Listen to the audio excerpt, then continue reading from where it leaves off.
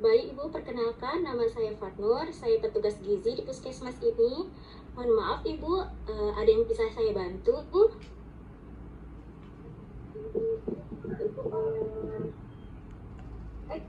Ini anak saya menangis terus Ibu. Terus 2 hari dia mencret. BAB-nya itu satu hari 6 sampai 7 kali sehari, terus bentuknya cair.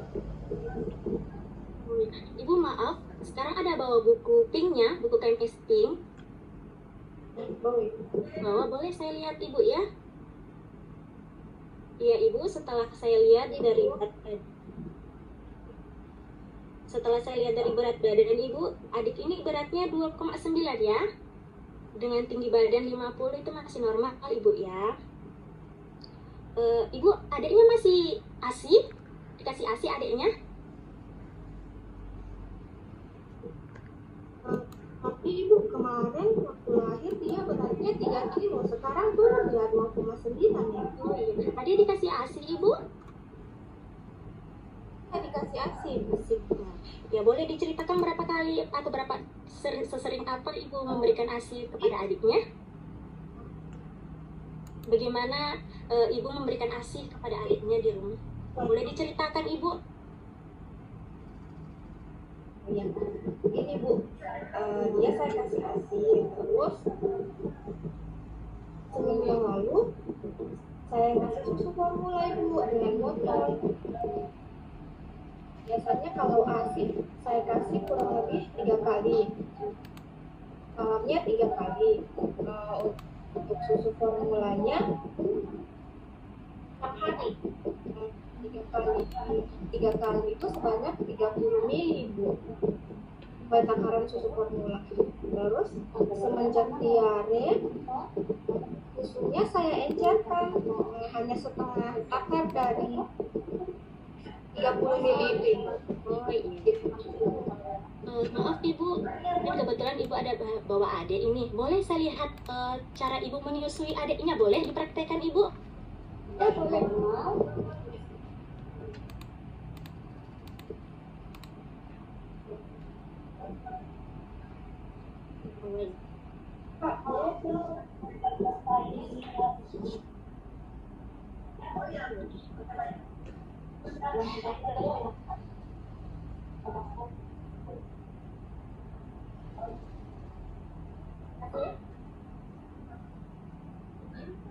Caranya saya kok kasih ASI Bu? Ya, mungkin bisa saya jelaskan sedikit Ibu ya.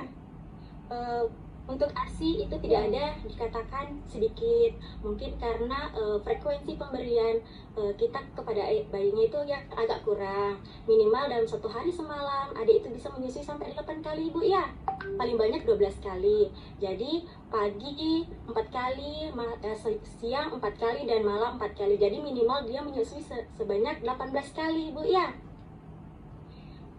Dan juga untuk posisinya adik, tadi saya lihat adiknya hanya lurus, terus kepalanya itu yang menyentuh putingnya Ibu. Nah, sebaiknya Ibu, baik adik itu lurus dengan Ibu. Jadi perut adik dengan perut Ibu itu bertemu.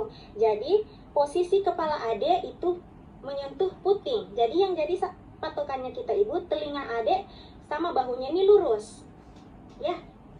Kalau kita sudah pastikan dia lurus, nah kita lihat lagi, yang harus menempel di payudara Ibu adalah dagu adik. Nah, dagu adik jadi patokan kita.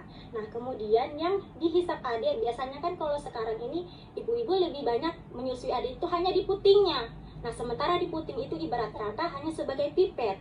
Nah, yang harus dihisap adik itu adalah daerah yang hitam yang ada di payudaranya kita, yang ada bentol-bentolnya itu Ibu. Jadi adik harus menghisap itu. Kalau orang kesehatan bilang itu areola, tapi kalau kita biasa bilang ke masyarakat biasa yang putih, yang hitam-hitam itu. Jadi itulah yang harus adik hisap. Minimal dia lebih banyak daerah atasnya yang hitam itu yang kelihatan. Minimal yang di bawah adik bisa kita semua, karena di daerah areola itulah yang menghasilkan ASI-nya nanti Ibu. Jadi tidak ada ASI itu kurang, tidak, mungkin frekuensi pemberiannya kita saja yang masih kurang, jadi perlu ditambah lagi ibu ya. Dan kemudian dengan catatan juga minimal kita menghabiskan dulu ASInya ini payudaranya yang satu, baru kita pindah lagi ke payudara yang lain. Karena kenapa? Supaya adik juga bisa mendapatkan ASI akhir ibu. ASI kan memang ada dua, ASI yang awal dan ASI akhir. Nah ASI awal itu dia hanya yang encer, yang bening. Nah sementara yang ASI akhir itu dia mengandung protein yang banyak dan juga lemak yang banyak, sehingga itulah yang bisa menambah berat badannya adik setiap bulannya. Jadi wajib kita harus menghabiskan dulu satu payudara, baru pindah ke payudara yang lain, seperti itu. Dan juga tadi adik masih dikasih susu formula ibu ya? Iya, karena dia kan nangis terus. Saya sudah kasih ASI tapi masih menangis terus, jadinya saya kasih susu dengan Oh iya, mungkin di nanti botol. mungkin nanti posisinya ibu ya yang harus kita rubah. Sebelum ibu menyusui, posisinya ibu juga nanti yang dikasih enak ibu. Kalau ibu sementara di kamar duduk, boleh taruh sandaran dulu di belakang, karena menyusui bukan waktu yang singkat. Jadi sebaiknya ibu dulu yang dikasih nyaman, baru kemudian posisinya adik yang kita perbaiki, seperti itu. Kalau ini seberapa lama saya harus kasih adik? Nanti dia cabut sendiri baru kenyang atau? Iya, nanti adik sudah merasakannya, pasti dia akan mencabut putih ibu dengan sendirinya. Nanti kalau adik itu dia menghisap bayi, kalau dia kedengaran kalau kita minum air kayak kayak orang menelan, nah itu berarti ASI yang masuk dengan adik itu bagus. Dia punya cara penarikan di penghisapan di payudara itu bagus ibu. Nanti adiknya juga akan cepat kenyang. Nanti kalau sudah kenyang adik pasti lepas. Dan kemudian di sini kan juga tadi adik masih menggunakan susu formula di botol ya. Boleh nanti ibu boleh dikurangi lah sedikit pemberian susu formulanya. Kita selalu ini ya, pancing dengan ASI saja ibu, ASInya saja yang kita kasih ke adiknya, karena adik juga kan masih umur 1 bulan.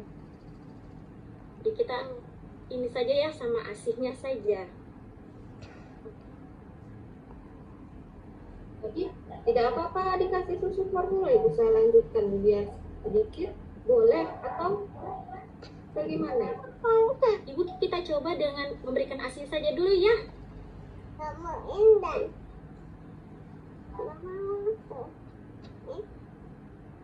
Kita berikan. Ya ibu, sampai sini apakah ada yang ibu perlu tanyakan lagi? Ya sih, ibu sudah cukup paham karena saya baru ini dikasih penjelasan tentang bagaimana menyusui yang benar. Mungkin nanti saya coba lagi untuk lebih sering kasih ASI adik, terus saya kasih betul juga bagaimana caranya posisinya adik yang betul. Sampai sini apakah ada pertanyaan ibu? Jadi saya stop saja ibu ya formulanya.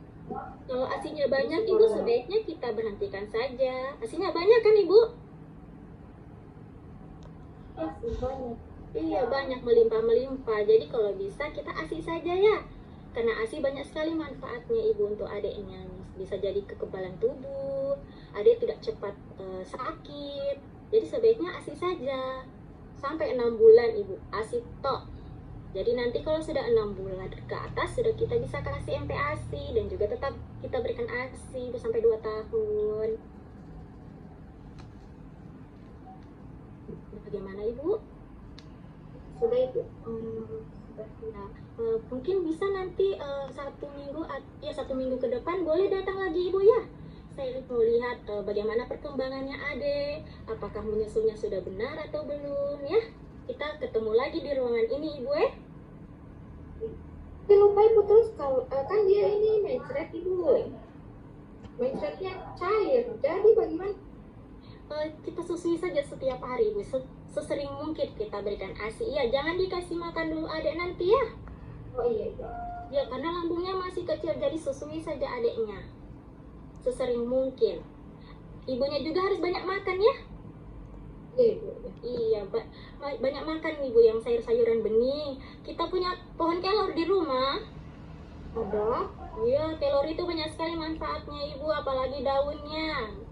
Dari batang sampai bunganya itu banyak sekali, apalagi untuk ibu menyusui ibu.